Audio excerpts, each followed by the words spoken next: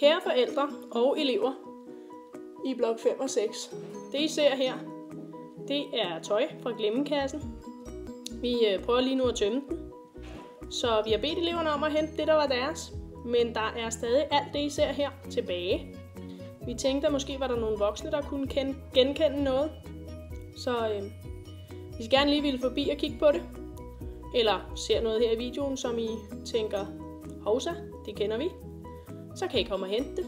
Det ligger i blok 5 på scenen, den lille scene, og på klumpen i midten af storrummet. På fredag, den 6. marts, der samler vi det sammen, der ikke er hentet, og giver det til genbrug.